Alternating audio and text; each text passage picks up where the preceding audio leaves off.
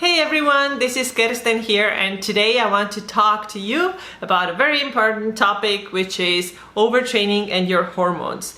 Why is it that overtraining throws off our hormones?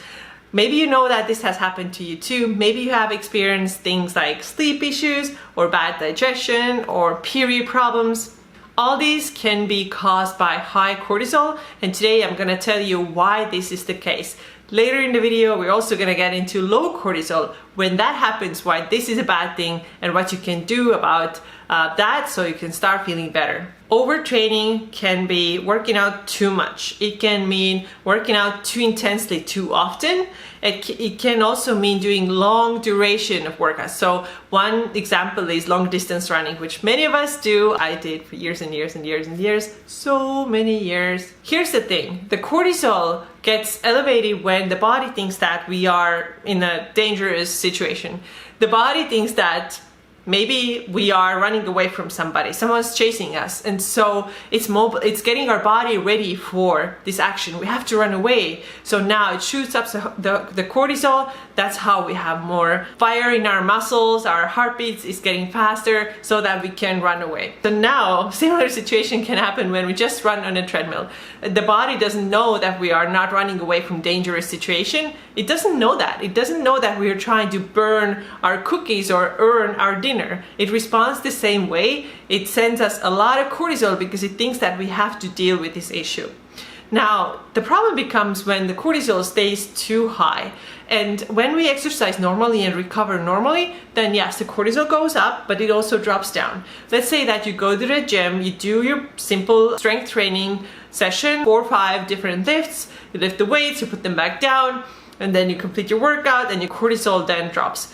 Now, the cortisol doesn't want to drop when we do long hours of training, similar thing, and we don't take rest breaks. We just keep going all the time. This is why long distance running actually can be one way of really elevate our cortisol. Also, when we do super high intensity workouts and we do them too often, or we do like 5-6 times a week, for a lot of people that also creates that cortisol spike, which is causing a lot of problems. So next I'm going to tell you what the problems are that we have to look out for.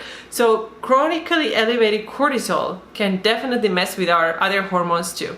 And here is how it works. If you notice that you start having problems with your periods, for example, they either disappear or they just become less frequent, or you notice that you're no longer ovulating. I do have a video on how to track your ovulation. I'm going to put that in the description below. So if you notice that you start having problems with your menstrual cycle, or you notice that you have absolutely no sex drive anymore, then the reason might be that your cortisol is elevated. And here's what is happening in the body. So cortisol, the stress hormone, and your sex hormones are made from the same mother hormone, which is called the pregnenolone. We have pregnenolone here, and when the body sees that, hey, there's a lot of stress, it's going to be converted into cortisol and not the sex hormones. So that's why you also see when you take blood tests, you see that there's low estradiol, there's low FSH, there's low LH. These are all the hormones that we need to have, for example, for a normal functioning menstrual cycle. But they're low because all the energy is put into making more cortisol, because the body sees that as a main priority. The second thing, how high cortisol is messing with our bodies and with our minds, is that it's actually causing us more anxiety and more depression. So if you notice these things, you have like terrible mood swings, you feel really down, you don't know why, you feel anxious, you feel like nervous. These can also be signs of high cortisol. Lastly, there can be a link between high cortisol levels and diabetes. Here's how it happens. When our cortisol is chronically elevated, then it also means that we have more glucose in the body, because the body is getting us ready again to run away from that stressful situation, right? So we have more glucose in the body, and that means also higher blood sugar, which theoretically can lead to diabetes. So this is something that nobody wants to have, but it could happen if we don't pay attention to lowering our cortisol levels. And here are some symptoms. Here's how you know that your cortisol might be too high. So first of all, like I mentioned, period problems. You are either losing your period, or they're becoming less frequent, or you stop ovulating. All these things can tell you that maybe you're having too much cortisol in the body, and so that's why your sex hormone production is low. So cortisol is higher, sex hormones are lower. Okay, the other thing that may happen is digestive issues. Also, you're feeling wired but tired. So you go to bed at night and you're just sitting there and you can't go to sleep, although you are tired. So that can be another sign of high cortisol. High blood sugar can be one of the symptoms. Increased blood pressure can be one of the symptoms. And also, like I mentioned, anxiety and depression and mood swings as well. So the treatment for that is to find calming activities, right? To stop stressing our bodies out with so much exercise, so intense exercise. Also going for a lot of walks, just finding those lighter activities like I said, walking or bike rides. Also meditation is a really good way to bring the cortisol down, because remember, it's not only the training, right, that's causing that cortisol to go up. It's also the life stress. There's so many things going on in our lives that we have to pay attention to, and that are causing us, making us more anxious and more irritable and all that. So it's very important that we start dialing back the workouts and calming the body down again, so that the cortisol levels also can start gradually lowering.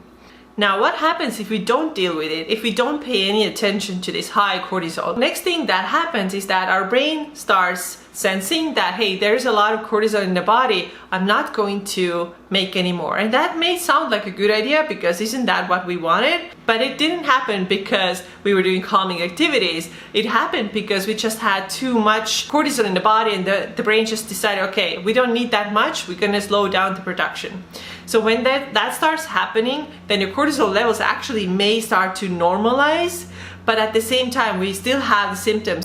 What happens eventually when we don't do anything about this situation, when we don't take care about it and just keep going and keep pushing ourselves in the gym and do all the hard workouts, what finally happens if we don't pay attention to our high cortisol, we don't intentionally lower those levels, is that our adrenal glands, they've been working hard all the time, and they're sort of getting tired, and then eventually the cortisol production gets low and we end up with a very low cortisol. And these symptoms are different from high cortisol, right? So that is actually like even one step kind of lower, one step even worse from that high cortisol. Now we've went through the cycle and now we're here in the bottom.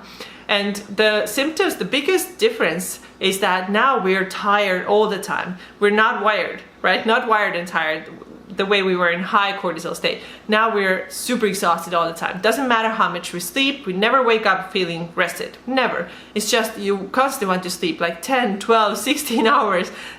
You want to just sleep all the time. You need tons of coffee to get yourself going. Even then you get up just for a couple of hours and then you're crashed again. Your workout recovery, like now it's non-existent. You just don't recover. You're so like slammed all the time. You're absolutely exhausted. You can't move your body anymore. Even the lightest weights in the gym, 5 pounds feel like 50 pounds, you're just not able to lift them up. Your mind starts feeling like really foggy, you may start forgetting things. So this is where we went from this super high cortisol to really low when the adrenals were getting really exhausted. And I'm gonna put another video in the description. This is the interview with my friend Danny J, where she talks about how it happened for her, how she ended up with severe adrenal fatigue, and low cortisol, of course, is one of the symptoms. All these symptoms that I've been talking about today, slowed down digestion, period problems, low libido, all these symptoms tell you that your metabolism is slowed down. Other symptoms that I have not mentioned here can be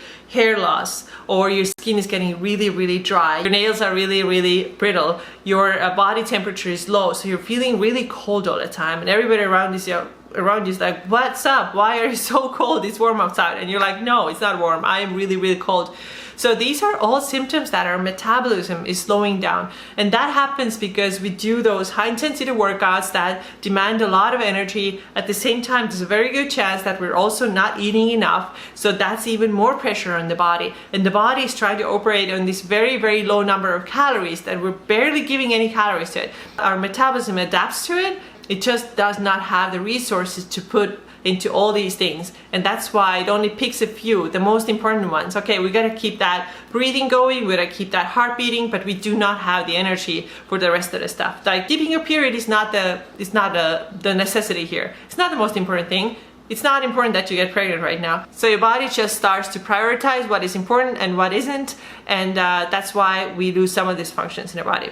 And if you are interested, I do have a really good resource for you if you want to learn more about slowed down metabolism and how you can start speeding it up again. Please go ahead and get my free 7-day email course all about slowed down metabolism. Okay, this is it. This is how hormones are affected by our overtraining. It's never a good idea to train so much that your cortisol is through the roof and then goes through that cycle from the super high to the medium and then dips down, and this is where you end up with adrenal fatigue. So please don't burn yourself out that way. It's not good for you. It can take a lot of time to get out of it. And you know, it's different. It can go from 3 months to 12 months, but maybe even more. So be careful with it. Don't overtrain yourself. Be smart about your workout goals and you will stay happy and healthy and well rested. All right, that's all I got for you today. Thank you so much for being here, and I talk to you next time. Bye bye.